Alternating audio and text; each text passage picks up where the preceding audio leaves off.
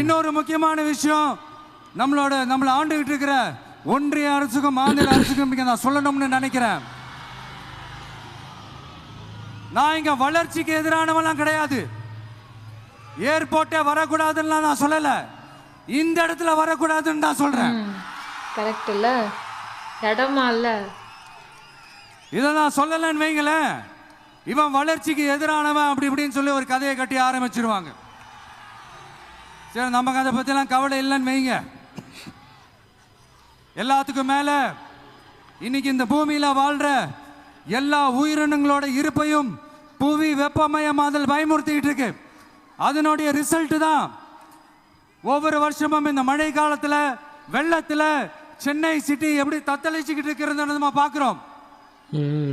இப்போ ரீசன்ட் டைமில் எடுத்த ஒரு அறிவியல் ஆய்வில் இப்படி ஒவ்வொரு வருஷம் சென்னையில் வர ஃப்ளட்டுக்கு காரணமே இங்கே இந்த சுற்றுவட்டார பகுதியில் இருக்கிற சதுப்பு நிலங்களை நீர்நிலைகளை அழிச்சது தான் சொல்லுது. இப்படி ஒரு சூழல் இருக்கும் போது 90% ஆஃப் விவசாய நிலங்கள் 90% ஆஃப் நீர்நிலைகளை அழிச்சு இங்க இந்த பரந்தூர் விமான நிலையத்தை கொண்டு வரணும்னு எடுக்கிற அந்த முடிவை எந்த அரசா இருந்தாலும் அது மக்கள் விரோத அரசா தான் இருக்க முடியும். இப்போ சமீபத்தில் நம்ம அரிட்டாப்பட்டி பகுதியில் அந்த டங்ஸ்டன் சுரங்கம் அமைக்கிறதை எதிர்த்து தமிழ்நாடு அரசு ஒரு தீர்மானம் ஒன்று கொண்டு வந்தாங்க.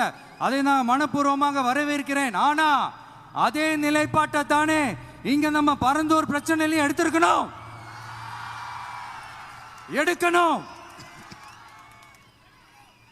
எப்படி அரிட்டாப்பட்டி பகுதி மக்கள் நம்ம மக்களோ அதே மாதிரி தானே பரந்தூர் மக்களும் நம்ம மக்கள்.